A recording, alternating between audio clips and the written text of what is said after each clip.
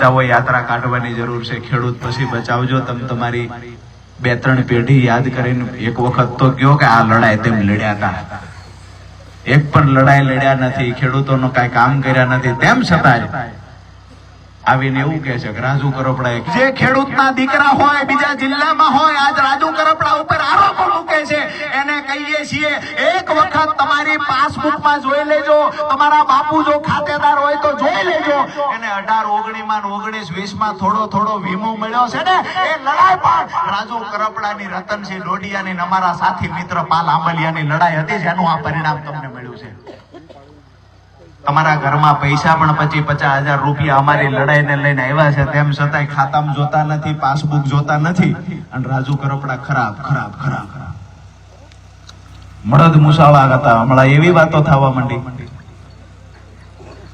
કે અમે તો માનતા મળદ, હવે મળદ મુસાળા હતા કે નતા, પણ અમે પગ મૂક્યો ત્યાંથી પાછો નથી લીધો, પરિણામ સુધી લડ્યા છે। દોસ્તો, અહીંયા પણ આવનાર સમયમાં જે પણ નિર્ણય આપણે બધા લેશું એ નિર્ણયમાં સાથે મળીને કામ કરશું।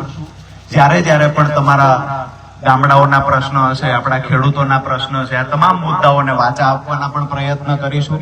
એક વાતની મારી વાત પૂરી કરતા પહેલા સ્પષ્ટતા એ કરી દઉં છું કે સંઘર્ષ 8 વર્ષ સુધી કર્યો છે। મેં પહેલા પણ કહ્યું, આજ પણ કહું છું કે તમે પરિવારથી અઠવાડિયું દૂર રહીને એકવાર જોવો તો ખરા। કેટલા બધા ફોન રોજના આવે, બધાની હારે વાત કરવાની, ઘરે પહોંચ્યા હોય રાત્રે 11 વાગે, 12 વાગે, 1 વાગે ઘરે પહોંચીએ, તેમ છતાંય કોકનો ફોન આવે, કોક તો નશા કરીને મહેન્દ્રસિંહ ફોન કરે, એને જવાબ દેવાનો, તમામ લોકોને જવાબ દઈએ।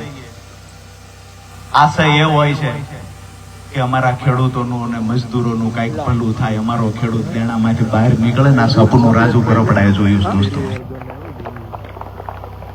આ વિસ્તારની ભૌગોલિક સ્થિતિ પણ એવી છે કે સિંચાઈનું પાણી લાવવું કાંઈ અઘરું નથી।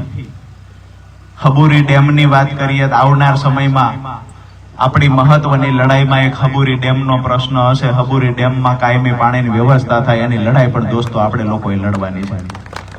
હવે જે લોકો એવું કહે છે કે રાજુભાઈ નહીં લડે, બંધ કરી દીધી લડાઈ, આમ થશે તેમ થશે, કેટલાયના ફોન આવે, નિરાશ થઈ ગયા। આપણે કયો કેમ, તો કે અમે તમે બધું મૂકી દીધું, તો હવે અમારે શું કરવું, નિરાશ થઈ ગયા। રાજુ કરપડાએ આમ આદમી પાર્ટી મૂકી છે, ખેડૂતો માટેની લડાઈ નથી મૂકી, એ લડાઈ હું આજીવન લડવાનો છું। કોઈ પણ પ્લેટફોર્મ પર રહીશું, આ લડાઈ ચાલુ રાખશું। દોસ્તો, પરિવારને સાથે રાખી, મારો પરિવાર તો મારો ખેડૂત છે।